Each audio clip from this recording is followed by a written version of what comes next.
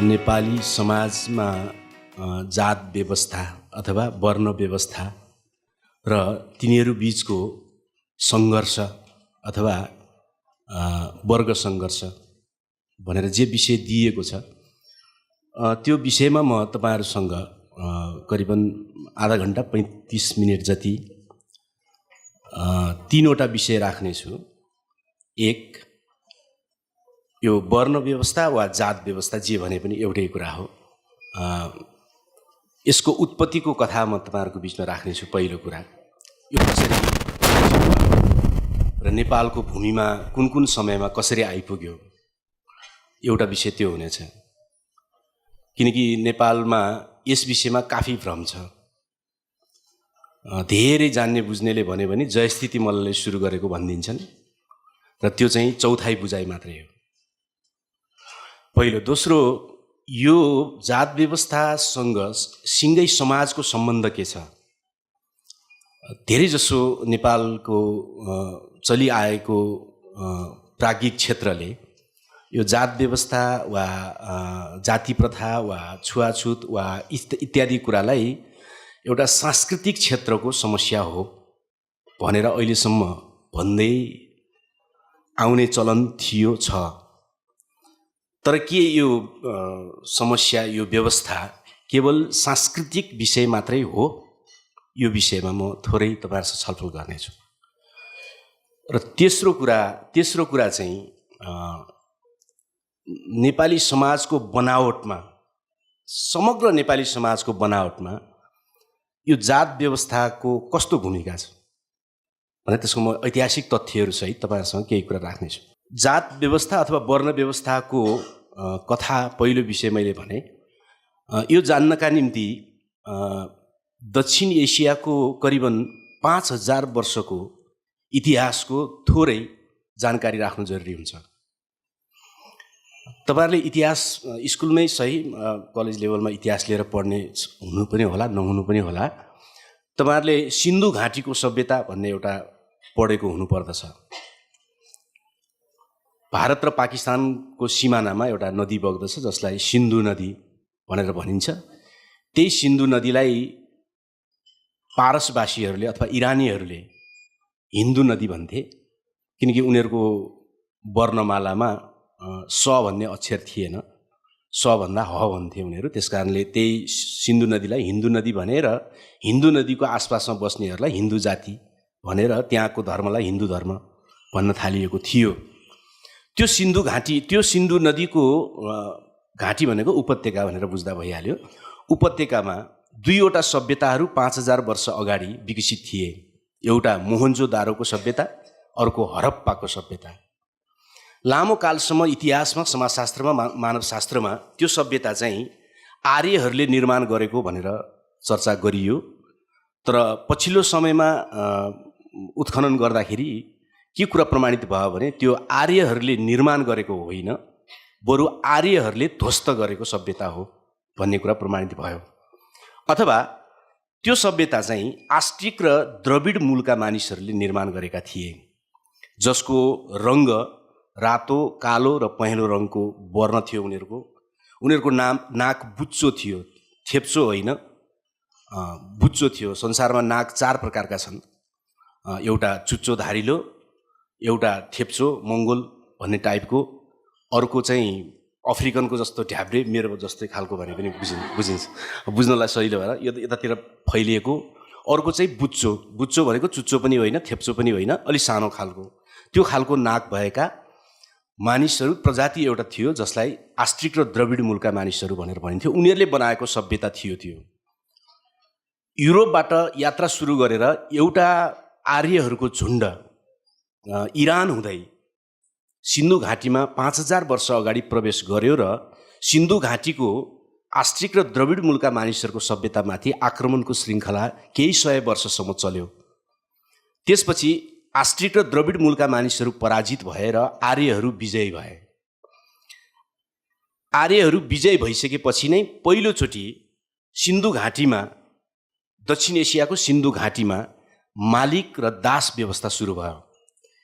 विजयी भएका आर्यहरू मालिकमा परिणत भए र हारेका द्रविड र आस्ट्रिक मूलका मानिसहरू कमारो, नेपाली शब्दमा भन्दा कमारो अथवा दास, स्लेभ भनेर जो अङ्ग्रेजीमा भनिन्छ, उनीहरू त्यहाँ परिणत भए। र लगातार लामो समयसम्म विश्वविद्यालयहरूमा के पढाउँदै आइयो भने दक्षिण एसियामा आर्यहरू कहिले पनि दास भएनन्।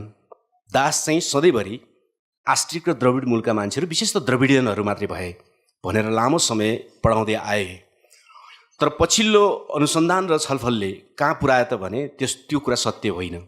सुरुमा हो, तर जति जति जनसङ्ख्याको वृद्धि हुँदै गयो र आर्य राज्यहरू पनि विभाजित हुँदै गए, ती विभाजित आर्य राज्यहरूको बिचमा पनि एक आपसमा जो युद्ध भड्कियो, त्यसपछि हारेका आर्यहरू पनि दासमा परिणत भए। त्यसकारणले सुरुमा द्रविडहरू र आस्ट्रिक मूलका मानिसहरू मात्रै दास थिए भने आर्य राज्यहरूको विस्तार र आर्य राज्यहरूको बिचको युद्धको कारणले हारेका आर्यहरू पनि दासमा परिणत भए। त्यसको ज्वलन्त उदाहरण महाभारतको युद्ध हामी सबैलाई थाहा छ। किनकि महाभारतमा जो युद्धको वर्णन छ त्यो कुनै आर्य र अनार्यको बिचमा थिएन, त्यो आर्य त्यसभित्र पनि एउटै खलकको दाजुभाइहरूको बिचमा थियो र त्यसमा हारेकाहरू दासमा परिणत हुनु स्वाभाविक हुन्थ्यो। यसरी दक्षिण एसियामा मालिक र दास भएको युगको सुरुवात भयो। मैले पहिलो दुईटा खण्डन यहाँ राखेँ, चलन चल्तीको कुराको विषयमा दुईटा खण्डन यहाँ राखेको छु। एउटा सिन्धु घाटीको सभ्यता आर्यहरूले निर्माण गरेको होइन भन्ने कुरा राखेँ। दोस्रो, आर्यहरू कहिले पनि दास हुनु परेन भन्ने कुराको खण्डन राखेँ। अब संसारको अरू भागहरूमा जस्तै जनसङ्ख्याको वृद्धि सँगसँगै श्रम विभाजन स्वाभाविक बन्दछ। जनसङ्ख्या कम भएको बेलामा श्रम सबैले एउटै गर्न सकिन्छ। जनसङ्ख्याको वृद्धि भयो भने श्रम क्षेत्र बाँड्नुपर्ने हुन्छ। सिन्धु घाटीबाट प्रवेश गरेका आर्यहरू बिस्तारै गङ्गा मैदानसम्म आइपुग्दा उनीहरूको जनसङ्ख्यामा वृद्धि भइसकेपछि उनीहरूले श्रम विभाजन त्यहाँ गर्न जरुरी भएर 4वटा श्रम क्षेत्रहरू त्यहाँ विभाजन गरियो। यो करिबन 3500 वर्ष अगाडिको कुरा हो। यो 3500 वर्ष के को आधारमा भनिया हो त भने संसारकै र दक्षिण एसियाको सबभन्दा पुरानो लिखित ग्रन्थ ऋग्वेद हो। ऋग्वेदको आयु चाहिँ 3500 वर्ष अगाडि लेखिएको मानिएको छ। ऋग्वेदको पछिल्लो मण्डल लेखेको कुरा हो। त्यो हजारौँ वर्षदेखि आर्यहरूले आफ्नो बिचमा श्रुति परम्पराबाट एउटा पुस्ताले अर्को पुस्तालाई भन्दै आएको कुरा हो र 3500 वर्ष अगाडि जब लिपिको आविष्कार भयो त्यसपछि व्यास भन्ने मान्छेले त्यसलाई सङ्कलन गरेको र पछिल्लो खण्ड त्यसमा 10वटा मण्डलहरू छन्, 10वटा अध्यायहरू छन्। त्यसमध्ये 10औं अध्याय चाहिँ व्यासले लेखेको भनेर मानिन्छ। त्यो 3500 वर्ष अगाडि आइपुग्दा त्यो 10औं मण्डलमा के उल्लेख छ भने एउटा विराट पुरुषको मुखबाट ब्राह्मणको जन्म भयो, छातीबाट चाहिँ क्षेत्रीको जन्म भयो, यस्तै यस्तै पैतालाबाट शूद्रको जन्म भयो भनेर ऋग्वेदको 10औं मण्डलमा लेखिएको छ। भनेपछि त्यो 3500 वर्ष अगाडि त्यहाँ श्रम विभाजन गर्दा त्यस प्रकारले श्रम विभाजन गरियो। अर्थात् एउटा निश्चित मानिसहरूको समूहलाई कामको क्षेत्र के तोकियो भने ज्ञान आर्जन गर्ने, ज्ञानद्वारा अरूलाई दीक्षित गर्ने र ईश्वरसँग मानिसलाई सम्पर्क गराउने, पुरोहित अथवा ब्राह्मण एउटा श्रम क्षेत्र त्यो तोकियो। अर्को राज्य सञ्चालन गर्ने र प्रशासन सञ्चालन गर्ने क्षेत्री एउटा समूहलाई त्यो श्रम क्षेत्र तोकियो। तेस्रो, व्यापार गर्ने, कृषि गर्ने, पशुपालन गर्ने, वैश्य भनेर अर्को श्रम क्षेत्र तोकियो। यो व्यापारको सन्दर्भमा तपाईँहरू धेरै जसो व्यापारी यो म्यानेजमेन्टको विद्यार्थी पनि हुनुहुन्छ भने मैले सुनेको छु। अहिलेको व्यापार र त्यति बेलाको व्यापार चाहिँ बिल्कुल फरक कुरा हो। अहिलेको व्यापार चाहिँ समाजमा हैकम जमाउने व्यापार हो। त्यति बेलाको व्यापार भनेको चाहिँ सेवा हो। घर घरै गएर सामान पुर्याउँदै हिँड्नुपर्ने, घर घरै गएर सामान दिएर अर्को चिज अन्न केही लिएर बोकेर आउनुपर्ने भनेपछि त्यति बेलाको व्यापार भनेको सेवा बाहेक केही पनि होइन। र चौथो श्रम क्षेत्र चाहिँ के तोकियो त भने सङ्गीत, त्यसपछि प्रविधि, त्यसपछि सेवा लगायतका सम्पूर्ण श्रमका क्षेत्रहरू चाहिँ शूद्रहरूको निम्ति भनेर तोकियो। यो श्रम विभाजनको प्रारम्भिक मोडेल थियो।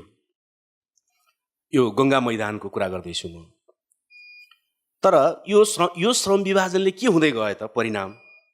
केही सय वर्ष यो श्रम विभाजन लागू गर्ने बित्तिकै के भयो त भने शूद्रहरूलाई जे श्रम क्षेत्र तोकिएको थियो त्यो श्रम क्षेत्रबाट ऊ पटक्कै अलग जान पाएन। संसारभरि श्रम विभाजन त भयो, रुसमा पनि, चीनमा पनि, युरोपमा पनि, अफ्रिकामा पनि। तर यो श्रम विभाजनको एउटा विशेषता थियो, त्यो के भने यो चाहिँ वंशानुगत रूपमा अनुलङ्घनीय श्रम विभाजन।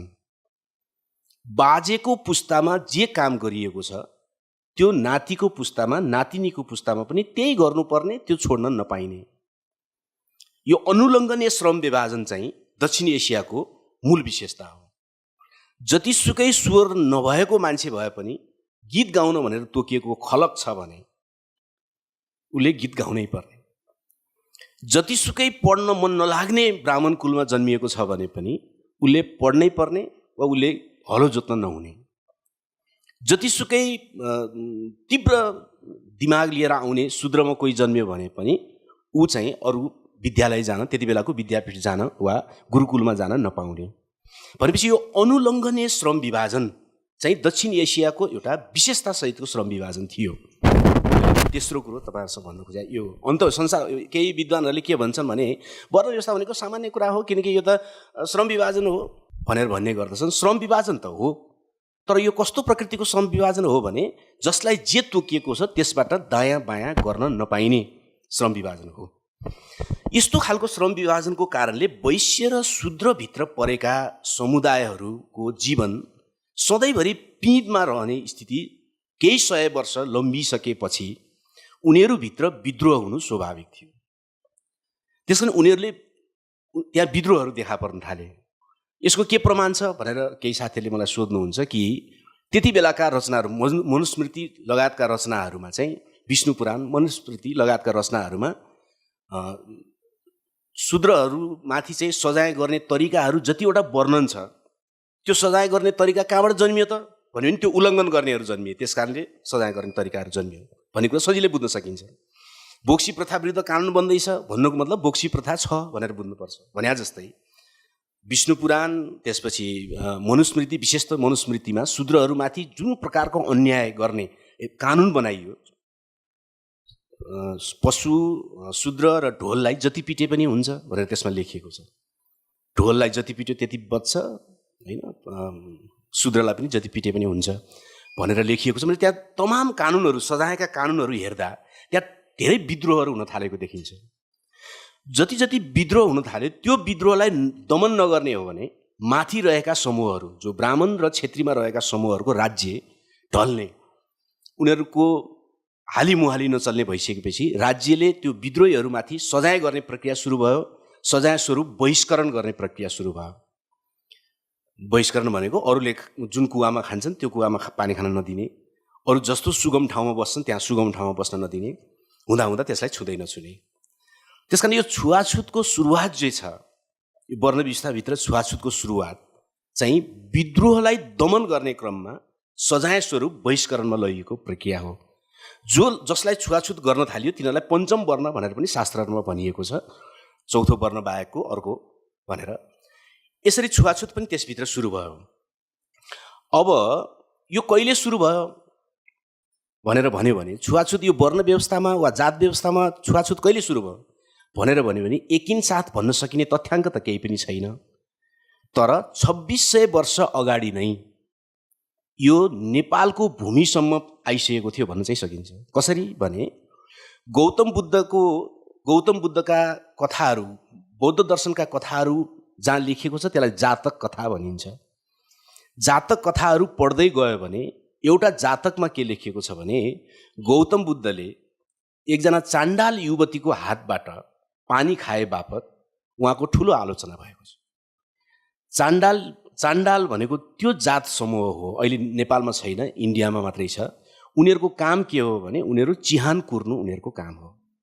चिहान कुर्ने अनि मुर्दा ल्याइसकेपछि त्यसको कपडा झिकेर धोएर लगाउने, लगाउने स्याहार्ने, मुर्दा जलाउने बेलामा जे क्रिया गरिन्छ त्यसको साक्षी बस्ने र अनि मुर्दा जलाइसकेपछि, मुर्दा त उसलाई छुट्न दिँदैनन्, मुर्दा जलाइसकेपछि अनि त्यो चिहान पखाल्ने, त्यो चाण्डाल जसलाई छुवाछुत गरिन्छ इन्डियामा, त्यसमध्येको एकजना युवतीको हातबाट गौतम बुद्धले पानी खाए बापत उहाँको ठुलो आलोचना भएको जातकमा उल्लेख छ। यसको मतलब गौतम बुद्धकाल 2600 वर्ष अगाडि भनेपछि 2600 वर्ष अगाडि नै नेपालको लुम्बिनीदेखि काशीसम्मको क्षेत्रमा, किन गौतम बुद्धको यात्रा भने यति नै हो हैन, यति क्षेत्र नै यात्रा हो, त्यो क्षेत्रमा छुवाछुत सुरु भइसकेको थियो, लागू भइसकेको थियो भनेर हामी सजिलै बुझ्न सक्दछौँ। अब यति कुरा भइसकेपछि यो छुवाछुत बारे म थोरै केही भन्न चाहन्छु। त्यो के भने धेरै मानिसहरूलाई के लाग्दछ भने छुवाछुत भेदभावले मान्छेलाई अपमानित गर्छ, तल राख्छ, भावनात्मक रूपमा चोट पुर्याउँछ इत्यादि कुरा हामीले बुझेकै कुरा भइहाल्यो। तर मेरो थप अध्ययन यसमा के हो भने छुवाछुत भेदभावले यसको राजनैतिक सार चाहिँ के हो? किन राज्य सत्ता भएको युगमा, राजनीति नै मुख्य हतियार भएको युगमा हर विषयको राजनीतिक अर्थ हुन्छ, हर विषयको राजनीतिक इसेन्स भन्छ नि अङ्ग्रेजीमा, सत्व सार हुन्छ भने छुवाछुतको राजनीतिक सार के हो भने मेरो अध्ययनमा छुवाछुत एउटा यस्तो प्रणाली हो जसले हरेक मानिसको बिचमा फुट पार्छ र विशेष गरी श्रमजीवी मानिसहरूको बिचमा फुट पार्छ। जस्तो कि गाउँ, अहिले पनि रिमोट गाउँहरूमा गयो भने तपाईँहरूले देख्नुहुन्छ कि महिलाहरू सबै, जुनसुकै जातका महिलाहरू पनि पुरुष आधिपत्यको विरुद्ध एकताबद्ध भएर लड्नुपर्ने, आवाज उठाउनु पर्ने छ। तर उनीहरू एउटा पोखरा बसेर पानी थाप्न बसिराखेका हुन्छ, एउटा पँधेरोमा गइराखेका हुन्छ। उनीहरू कसरी एकता गर्छन्? उनीहरूसँगै छोएको पनि खान सक्दैन त एकताबद्ध हुन्छन्? हुन सक्दैन। एउटा गरिब किसान दलित छ र एउटा गरिब किसान ब्राह्मण छ भने उसको घरमा ऊ पस्दैन, उसले छोएको ऊ खाँदैन, कहाँ बसेर छलफल गर्छ? एकताबद्ध हुन सक्दैन। त्यसकारणले छुवाछुत भेदभावको सार चाहिँ के रहेछ भने मानिसहरूको बिचमा फुट पार्नु। यस्तो फुट पार्नु कि अनन्त फुट पार्नु। यति फुट्दै जान्छ मान्छे कि घरभित्रै फुट्न थाल्छ मान्छे। यो चिज एकचोटि छुवाछुत भेदभाव सुरु भइसकेपछि शासकहरूले त्यति बेला जब के बुझे भने यो पानी अचल बनाइएकाहरू र पानी चल्नेहरूको बिचमा कहिले एकता हुन नसक्ने देखिसकेपछि छुवाछुत भेदभावलाई उनीहरूले राज्यको एउटा अङ्ग बनाएर लगे। यो त्यतिकै सांस्कृतिक क्षेत्रको चल्दै आएको कुरा होइन। यो राज्यले योजनाबद्ध रूपमा यो यस्तो हतियार हो, यसलाई प्रयोग गर्दै गयो भने चाहिँ सधैँभरि माथि बस्नेहरूको राज्य सत्ता चाहिँ निश्चिन्त भएर चलिरहन्छ भन्ने कुरा यसमा जोडिन आइपुगेको छ। पाँचौँ कुरा मैले यो कुरा तपाईँहरूको बिचमा राखेँ।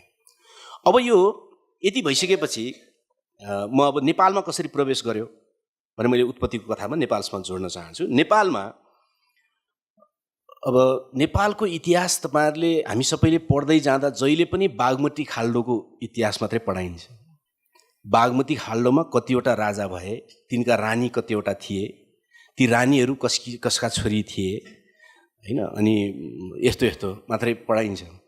नेपालको इतिहास लेखन चाहिँ अर्थ राजनैतिक इतिहासै छैन। त्यो बेलाको अर्थतन्त्र के थियो भनेर पनि भन्दैन कसैले, केही पनि भन्दैन। बढीमा महेन्द्र मल्लले एउटा महेन्द्र मल्ली छापेका थिए भनेर एउटा मुद्राको कुरा गर्छ। तर नेपालमा आरण कहिले प्रवेश भयो कसैले कुरा गर्दैन, किन सामन्तवादी समाजको सबभन्दा माथिल्लो स्तरको प्रविधि भनेको आरण थियो। त्यो आरण कहिले प्रवेश भयो भनेर कसैले पनि कुनै इतिहासमा तपाईँ पाउनुहुन्न। नेपालमा कपास खेती कसले बन्द गरायो भनेर पनि कुनै इतिहासमा लेखिएको छैन। नेपालमा खानी कसले बन्द गरायो भनेर पनि कसैले इतिहासमा लेखेको छैन। मतलब नेपालको इतिहास चाहिँ बागमती खाल्डोभित्रको राजा महाराजाहरूको वंशावली जस्तो छ। मैले यस्तो किन भनेको भने नेपालमा वर्ण व्यवस्था, जात व्यवस्थाको बारेमा बुझ्नलाई बागमती खाल्डोभन्दा बाहिर पनि नेपाल छ भनेर पहिला बुझ्नुपर्ने हुन्छ। अहिले नेपालको भूमिको जति सरहद छ कमसेकम त्यतिलाई त नेपाल मान्नु पर्यो।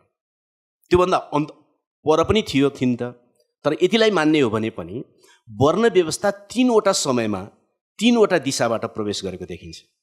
एक, नेपालको तराई मधेस जे भने पनि, तराई मधेस जे भने पनि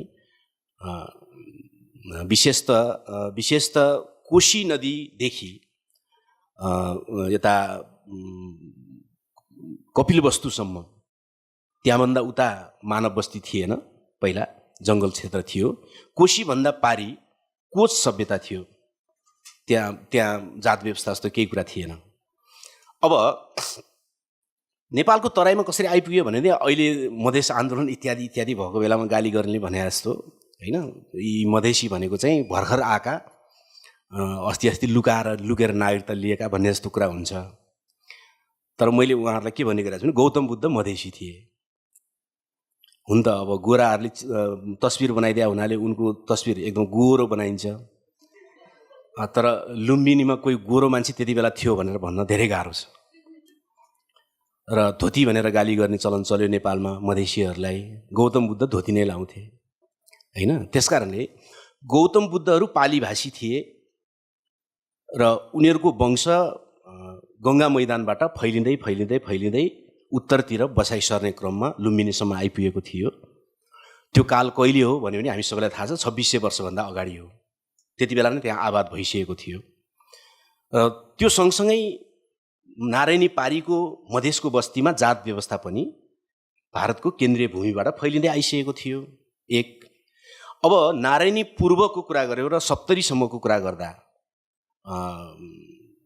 कोशीलाई साँध बनाएर, किन मिथिला क्षेत्र भनेको कोशी एउटा साँध हो, त्यहाँसम्मको कुरा गर्दा राजा जनकको पालासम्मको कुरा गर्नुपर्ने हुन्छ हामीसँग ठोस कुरा। अब जनकपुर त्यहीँ थियो कि थिएन त कसैलाई पनि थाहा छैन। 450 वर्ष अगाडि हरिद्वारबाट एकजना जोगी आएर सीताको विवाह मण्डप खोज्दै आएर यही ठाउँ हो भन्दै आउनाले त्यसैलाई जनकपुर बनायो। तर आसपास त्यतै थियो भनेर सजिलै भन्न सकिन्छ। आसपास चाहिँ त्यतै नै हो। अब यसरी हेर्दा राजा जनकले चाहिँ ब्रह्मसभा बोलाएको कुरा उल्लेख छ। ब्रह्मसभा भनेको ब्राह्मणहरूको सभा। ब्राह्मणहरूको सभा बोलाउने भनेपछि त्यहाँ अरू पनि थिए भन्ने कुरा सजिलै बुझ्न सकिन्छ। यसरी हेर्दा पूर्वी तराईमा 2800 देखि 3000 वर्षको बिचमा नै यो जात व्यवस्था आइसकेको थियो। र अझ त्योभन्दा पनि अझ ठोस कुरा गर्ने हो भने, लिखित कुरा गर्ने हो भने चाहिँ 1014 को भेटिएको एउटा सरकारी कागजातमा जातको पञ्जीकरण गर्ने प्रथा त्यहाँ सुरु भइसकेको देखाएको छ। 1014 भनेको इस्वी सम्बतको भर्खरकै हो नि त। तर त्योभन्दा अगाडि राजा जनकको पालामा हामी जान सक्छौँ। मधेसतिर मिथिलातिर तपाईँहरू जानुहुन्छ, कोही त्यताको हुनुहुन्छ भने उहाँहरूलाई थाहा छ कि त्यहाँ राजा सहलेश भन्ने एकजना थिए। उनले त्यति बेला जातपातको विरुद्ध ठुलो लडाइँ लडेका थिए। त्यसलाई हरेक वर्ष त्यहाँ नाटकको रूपमा, लोकनाटकको रूपमा 1.5 घन्टा 2 घन्टासम्म जनजीवनमा त्यहाँ लोकनाटक सहलेशको कथामा खेलिन्छ। उनको काल कहिले हो भन्यो भने उनको काल 1800 वर्ष अगाडि हो भनेर समाजशास्त्रीहरूले बताएका छन्। यसरी हेर्दा पूर्वी तराईमा यसरी भारतबाट केन्द्रीय बस्तीबाट बस्ती सर्दै आउने क्रममा स्वत जात व्यवस्था पनि सँगै आयो।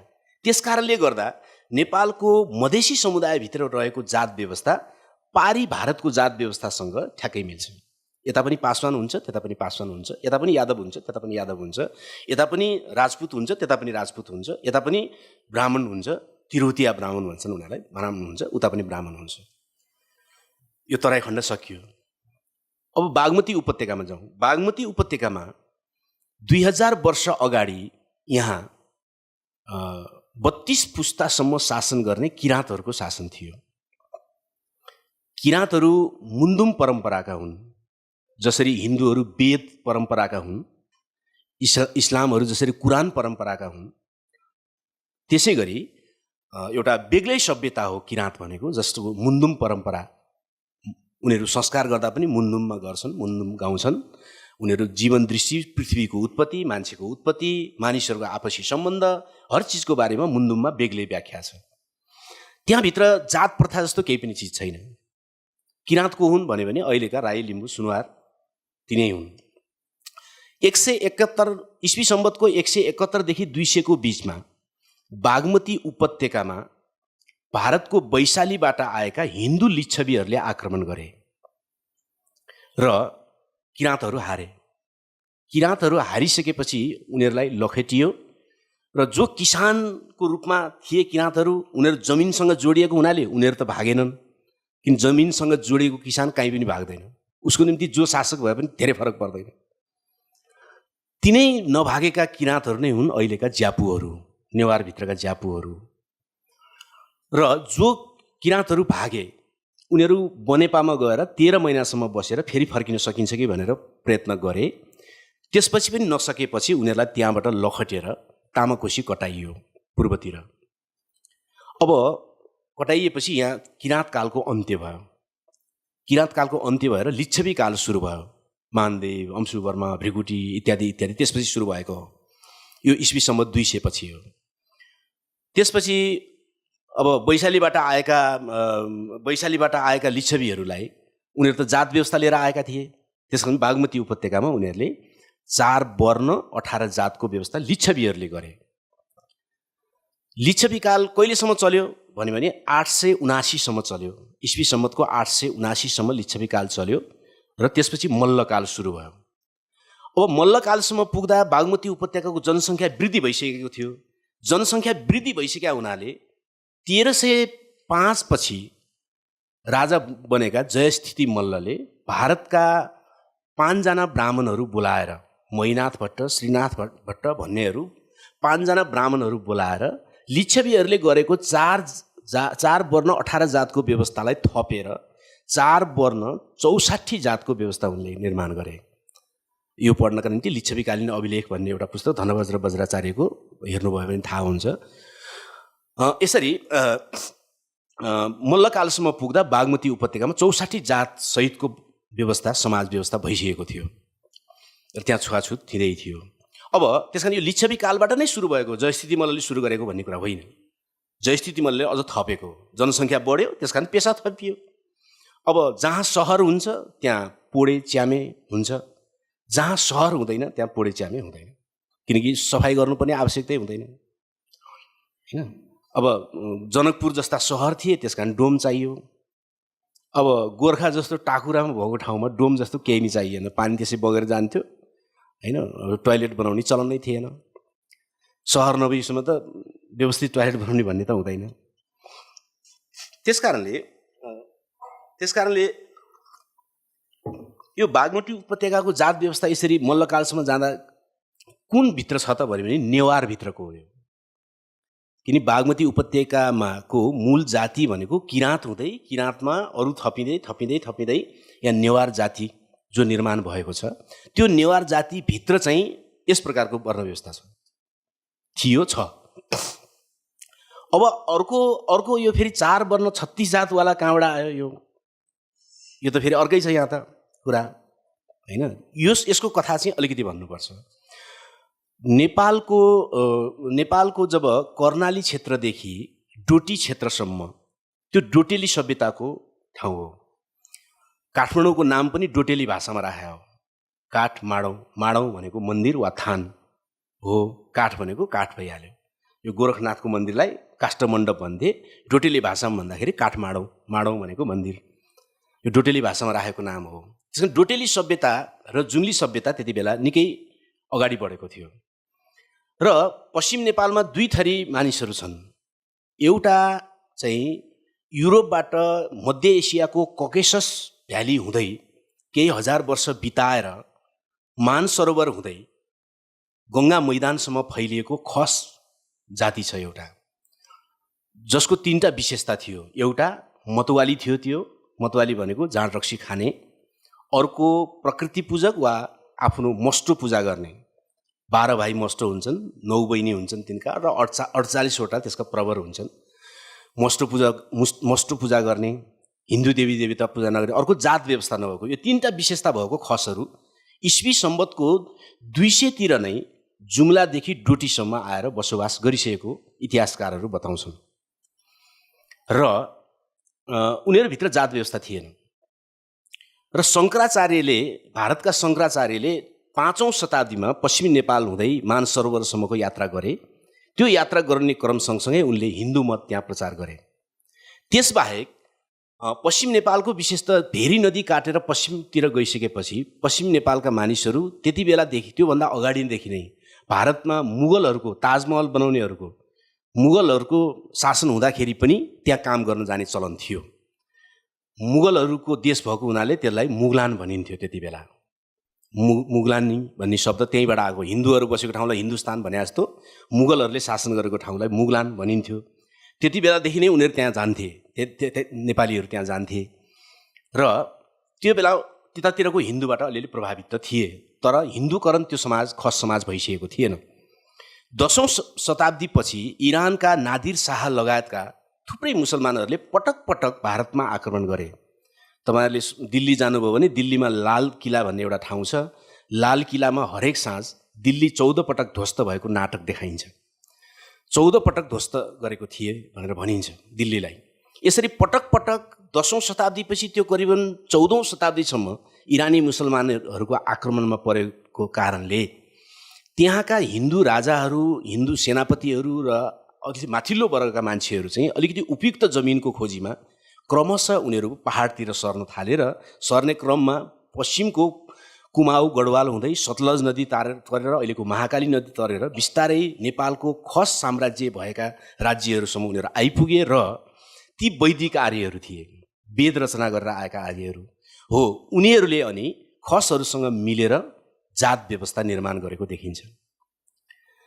अब अहिले त एउटा जाति बन्न पुग्यो। अब खस आर्य भन्ने एउटै, यो खस आर्यमा खस हाँगाको कुन हो, वैदिक आर्य हाँगाको कुन हो भनेर चिन्नका निम्ति चाहिँ त्यसले कुल देवता के पूजा गर्छ भनेर हेर्नुपर्छ।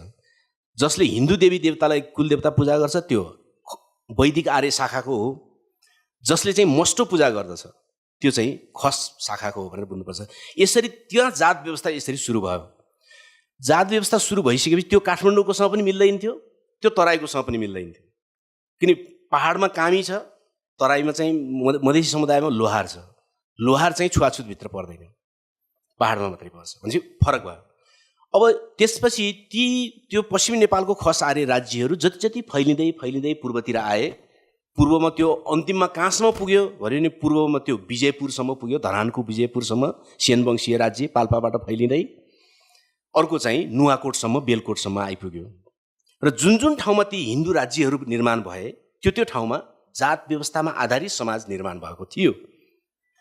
यति भएपछि तीनवटा दिशाबाट तीनवटा समयमा प्रवेश गरेको कुरा प्रष्ट हुन्छ। त्यसपछि पृथ्वीनारायण शाहले जब नेपाललाई एउटै बनाउने आफ्नो राज्य अन्तर्गत लिएर जाने भनिसकेपछि सिङ्गो नेपाल अहिलेको नेपालमा पृथ्वीनारायण शाहको राज्य सुरु भएपछि अथवा काठमाडौँको नोल्छे दरबारबाट, नोल्छे दरबार भनेको हनुमान ढोकाको त्यो सेतो दरबारलाई अहिले भत्कियो, त्यसलाई नोल्छे दरबार भनिन्थ्यो त्यति बेला।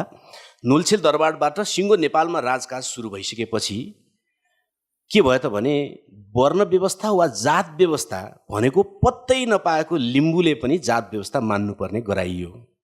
त्यहाँबाट सुरु भयो। किन यो त हिन्दूहरूको बिचमा मात्रै थियो, नेवारहरूको बिचमा मात्रै थियो, मधेसभित्र पनि हिन्दूहरूको बिचमा मात्रै थियो जात व्यवस्था त। तर पृथ्वीनारायण शाहको राज्य सुरु भएपछि सबैले हिन्दूले पनि गैर हिन्दूले पनि सबैले जात व्यवस्थालाई मान्नुपर्ने भयो। यो विस्तार भयो, अब वात्तै विस्तार भयो। अब म अन्तिम यो हिस्ट्रीको अन्तिम पोइन्ट भन्दैछु। त्यो के त भने जङ्गबहादुरको पालामा आइसकेपछि, जो सुरेन्द्र विक्रम त्यति बेला राजा थिए, जङ्गबहादुरको पालामा आइसकेपछि यो जात व्यवस्थालाई कानुनी रूप दिइयो। त्यो बेलासम्म प्रथाको रूपमा थियो, स्वत बुझिने प्रथाको रूपमा मात्रै थियो। जङ्गबहादुरको पालामा आइसकेपछि चाहिँ त्यसलाई कानुनी रूप दियो। र मेरो अनुरोध तपाईँहरूसँग के हुन्छ, तपाईँहरू युवा पुस्ताको साथीहरू भएको हुनाले भने तपाईँहरूसँग एउटा पुस्तक हरेक युनिभर्सिटीले लुकाएर राखेको छ, पढ्न नदिइकन लुकाएर राखेको छ। त्यो पुस्तकको नाम हो 1910 मा प्रकाशित पहिलो मुलुकी ऐन। त्यो किन लुकाइएको छ त? कुनै कोर्स बुकमा त्यसलाई पढाइँदैन, कुनै पुस्तकालयभित्र पनि त्यसलाई देखिने ठाउँमा राखिँदैन र त्यसलाई लुकाइएको छ। किन लुकाइएको छ त त्यो भने त्यो पुस्तक नै आजसम्मको नेपाली समाजको विभेद र असमानतालाई व्यवस्थित गरेर निर्माण गर्ने पुस्तक थियो। त्यसकारण सबैले त्यो पुस्तक फुर्सद निकालेर पढ्नु जरुरी छ। अहिलेसम्म निस्केका ऐनहरूमध्ये साह्रै नै मेहनत गरेर लेखेको ऐन त्यही मात्रै पाउँछु म चाहिँ। त्यसमा के समेत लेखिएको छ भने कुन जातले कुन जातको जुठो खानुपर्ने पनि लेखिएको छ, किटान गरेर लेखिएको छ। कुन जातले कसको जुठो खानुपर्ने हुने, कसले कसको खान नहुने सम्म पनि सविस्तार बुदा बुदा बनाएर लेखिएको छ। र त्यहाँ तीन थरी मान्छेहरू छन् त्यहाँ कल्पना गरिएका। एक थरी मान्छे तागाधारी भनेर कल्पना गरिएको छ। तागाधारी भनेको जनै लगाउने, तागो भनेको धागो, जनै लगाउनेहरूको निम्ति छुट्टै कानुन छ त्यहाँ। अर्को थरी मतवाली भन्ने छ। मतवाली भित्र दुई ठाउँमा बाँडिएको छ, एउटा मासिन्या मतवाली, अर्को नमासिन्या मतवाली। मासिन्या मतवाली भनेको के हो भने त्यसलाई मासे पनि हुने, त्यसलाई मृत्युदण्ड दिन पाइने, त्यसलाई किनबेच गरेर कमारो बनाउन पाइने, कुनै कानुन नलाग्ने। तामाङ लगायतका समुदायहरू जनजातिहरू मासिन्याभित्र राखियो। त्यसपछि नमासिनिया मतवालीभित्र को राख्यो त भने पृथ्वीनारायण शाहलाई युद्ध जित्नलाई सहयोग जसले गरेका थिए त्यतिलाई राखियो र जसले सम्झौता गरेका थिए त्यतिलाई राखियो। राई, लिम्बू, गुरुङ, मगर यी चारवटालाई चाहिँ मासिन्याभित्र राखिएन, मतवालीभित्र मात्र राखियो। मतवाली भने यो बुझ्नु होला कि कौमसल जात भने हो, फेरि बुझ्नु होला जाँड खाने जात भने यो कौमसल जात भनेर मतवाली लेखेको हो। त्यो अहिले बुझ्दाखेरि त त्यस्तो बुझिँदैन मतवाली भनेर छ भन्ने मात्रै हुन्छ, तर किन मतवाली भने त भन्यो भने त्यो चाहिँ कौमसल जात भनेर भनेको। अब तेस्रो कोटीमा को राखियो त भने तेस्रो कोटीमा चाहिँ पानी नचल्नेहरू भनेर राखियो, जसभित्र दुई भाग बनाइयो।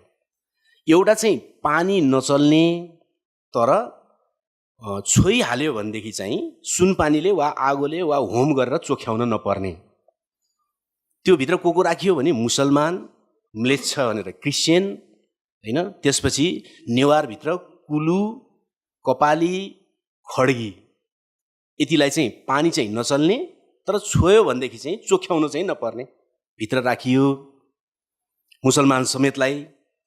अनि पानी पनि नचल्ने, छोयो भने चाहिँ होम गरेर हुन्छ कि सुनपानीले हुन्छ कि जसरी हुन्छ चोख्याउनु पर्ने भित्र चाहिँ कसलाई राखियो त भने आज जसलाई दलित भनिन्छ तिनीहरूलाई राखियो।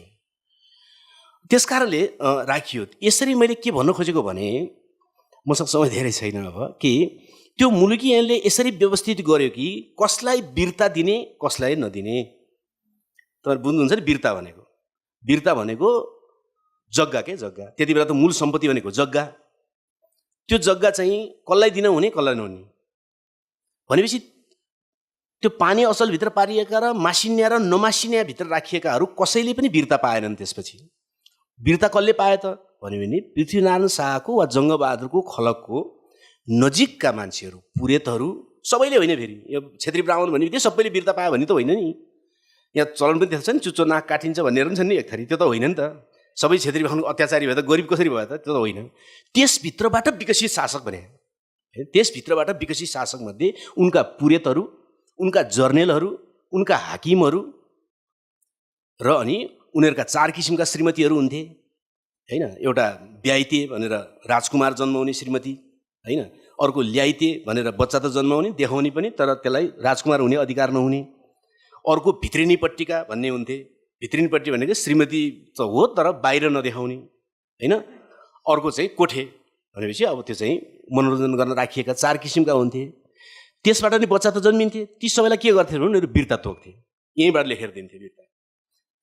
जिल्ला जिल्ला वीरता, जङ्गल जङ्गल वीरता, डाँडापाखा सबै वीरता, काम केही पनि गर्दैन, सबै किसानहरूले बनाएको जमिन यहीँ बसेर सिंहदरबार बसेर चाहिँ ताम्रपत्रमा लेख्दै वीरता दिँदै।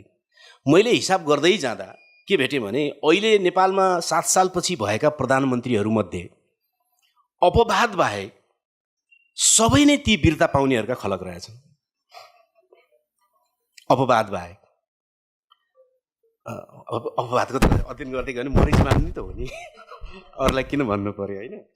अब बुझ्नु होला मैले भनेको नेपाली समाज। त्यस कारणले मेरो निष्कर्ष के हो भने हामीले अध्ययन गर्नुपर्ने निष्कर्ष के हो भने नेपाली समाजको बनावटसँग यसको के सम्बन्ध छ त भने जात व्यवस्था भनेको आधारभूत रूपमा यो टोटल सिस्टम हो। यो जातको आधारमा सम्मान निर्धारण हुन्छ, जातको आधारमा कुन राजनीतिक पोस्टमा पुग्ने भन्ने निर्धारण हुन्छ, जातको आधारमा कति सम्पत्ति राख्न पाउँछ भन्ने निर्धारण हुन्थ्यो र त्यसको असर अहिलेसम्म जबरजस्त बाँकी छ। र नयाँ कुरा म थप्न चाहन्छु, त्यो के भने यति 3टा कुरा मात्रै होइन, सौन्दर्य मूल्य पनि जातको आधारमा किटान हुन्छ। सौन्दर्य मूल्य के सुन्दर र के कुरूप। तपाईँसँगै अब युवा पुस्तालाई चाहिँ त्यस्तो नहोला है, फेरि म फेरि पूर्वाग्रही पनि होइन, युवा पुस्ताको सन्दर्भ भने होइन, तर नेपाली समाजमा कस्तो हुने गरेको थियो त भने एउटा भनाइ नै म राखिदिन्छु कि एकजना दमाई जो दलितभित्र पर्छ, दमाईको घरमा जस्तो छोरी मान्छेलाई सुन्दर भनिन्छ नेपालमा भनिन्थ्यो, त्यस्तै सुन्दर छोरी मान्छे जन्मियो भने के भन्ने चलन थियो त भने कस्तो बाहुनी जस्ती भन्ने चलन थियो। मानौ कि त्यो घरमा सुन्दर भन्ने हुनै सक्दैन, हुनै सक्दैन। र प्रत्येक गालीका शब्दहरू यहाँ जातमा आधारित बने। र गाडीमा तपाईँ यात्रा गरिराख्नु भएको छ तर चिन्नुभन्दा अगाडि, मान्छे चिन्नुभन्दा अगाडि चाहिँ तपाईँ एकदम मिठै कुरा गर्नुहुन्छ, राम्रै कुरा गर्नुहुन्छ, तर तपाईँलाई जब उसको जात किटाउनुहुन्छ तपाईँको दिमागको चाहिँ क्यालकुलेटर कि तल जान्छ कि माथि जान्छ, नम्बर तलमाथि परिहाल्छ। एकछिन अगाडि देखेको मान्छेमा के गनाउन थाले जस्तो, त्यहाँबाट के चाहिँ सिक भए जस्तो, होइन? यो धेर थोर भनेको नयाँ पुस्तामा नहोला, नहुन नि सक्छ, तर यो हो भनेको सौन्दर्य मूल्य समेत पनि यो हिन्दू समाज र हिन्दूद्वारा शासित समाजमा सौन्दर्य मूल्य समेत राजनीतिक हैसियत मात्रै होइन, आर्थिक हैसियत मात्रै होइन, सामाजिक हैसियत मात्रै होइन कि सौन्दर्य मूल्य पनि जातको आधारमा निर्माण हुन पुगेको छ। त्यसकारणले मलाई के लाग्छ भने अध्ययन यो कोणबाट नगर्ने हो भने यो गर्न दिँदैन, कुनै युनिभर्सिटीले दिँदैन नेपालमा। जातको आधारमा यो समाजलाई हेर्न दिँदैन, मुलुकी ऐन लुकाएरै राख्छ त्यसले। यो युनिभर्सिटीको दोष होइन, यो त राज्यको दोष कुरा हो नि। र नेपालमा पहिलोचोटि 5 वर्ष अगाडि मात्रै 15 नम्बरको एउटा क्वेसन बनाएर मास्टर्स तहमा, त्यो पनि सोसियोलोजीका विद्यार्थीले मात्रै पढ्ने विषय बनाएर बाहिर राखेको पुस्तक राखिएको छ। त्यो धेरै लामो सङ्घर्षपछि बल्ल विद्यार्थीहरू ओहो यो पनि विषय रहेछ हाम्रो नेपाली समाजको भन्ने ठाउँमा पुगेका छन्। त्यो त राख्नु पनि त प्राविमा हो नि, प्राविबाट दिमाग सुरु गर्नुपर्ने हो नि, तर उसले राखिदिन्छ मास्टर्समा जहाँ दिमाग अर्कै बनिसकेको छ। त्यसले त अध्ययन मात्रै गर्छ, त्यो भत्किनेवाला छैन त्यो दिमाग। त्यसकारणले मेरो समग्रमा अन्तिममा म यति मात्र राखौँ कि यो जात व्यवस्था नै नेपाली समाजको समाज व्यवस्था हो र वर्गको निर्माणको आधारभूत तत्त्व यही नै हो। यहाँको क्लास निर्माणको आधारभूत मुख्य कुरा के हो भन्यो भने जात व्यवस्था। र भारतका एकजना राम मनोहर लोहिया भन्नेले एक ठाउँमा लेख्नु भएको छ कि हिन्दू समाज कस्तो छ भन्यो भने माथि बस्नेले आफूभन्दा तल बस्नेलाई थिच्छ, तल बस्नेले आफूभन्दा तल बस्नेलाई थिच्छ, थिच्दै जाँदा जो चाहिँ धरतीमै गाडिएको छ उसले चाहिँ कसलाई थिच्ने भनेर मान्छे खोज्न थाल्छ, मासतिर फर्केर हेर्दैन, होइन? हिन्दू समाज मान्छेहरू धेरै भन्दछन् यो छुवाछुत भनेको दलितहरू माथि मात्रै हुन्छ, त्यो पनि सत्य होइन। छुवाछुत नहुने, भेदभाव नहुने भनेको हिन्दू समाजै हुँदैन। पानी नै नचल्ने स्तरको, दाल मात्रै नचल्ने स्तरको, भात मात्रै नचल्ने स्तरको, पिँढीमा मात्रै बस्नुपर्ने, भित्र जान नपाउने स्तरको विविध प्रकार चाहिँ, तर विभेद नभएको भन्ने चाहिँ हिन्दू समाज हुँदैन। पूर्वीय ब्राह्मणले जैसीलाई विभेद गर्छ, जैसीले झर्रो छेत्रीलाई विभेद गर्छ, झर्रो छेत्रीले छेत्रीलाई विभेद गर्छ, छेत्रीले घरती छेत्रीलाई विभेद गर्छ। त्यसरी तहगत हुन्छ। त्यो किन गरे त भने जङ्गबहादुरले लेखिदिएकै छ, गर्नै पर्छ, नगरी त कानुन लागिहाल्थ्यो नि। एउटै सजायमा ब्राह्मणले 3 रुपियाँ तिरे पुग्थ्यो, दलितलाई शङ्खमूलमा लगाएर काटिन्थ्यो। त कानुनै छ त। कानुन बनाएर सेना लगाएर जबरजस्ती प्रशिक्षित गरेपछि नहुने कुरा थिएन, त स्वाभाविक बन्यो त्यो त। त्यसकारणले यो कुनै सांस्कृतिक समस्या मात्रै होइन, यो समग्रमा अर्थ राजनीतिक व्यवस्था हो। र यो नभत्किने हो भने हुनेवाला के छ त भने जसले जङ्गबहादुरले वीरता दिए थियो जसको खलकलाई, तिनीहरू सबै आजका अब पुँजीपति हुनेवाला छन्। जुनले मासिन्ने नमासिने, पानी चल्ने नचल्नेहरू जो तल पारिएका थिए त्यसको सबै खलक चाहिँ अब मजदुर हुनेवाला छन्। र 3500 वर्ष अगाडि सुरु भएको यो दलन पुँजीवादी युगमा पनि जारी रहनेवाला छ। मैले सकेँ, धन्यवाद।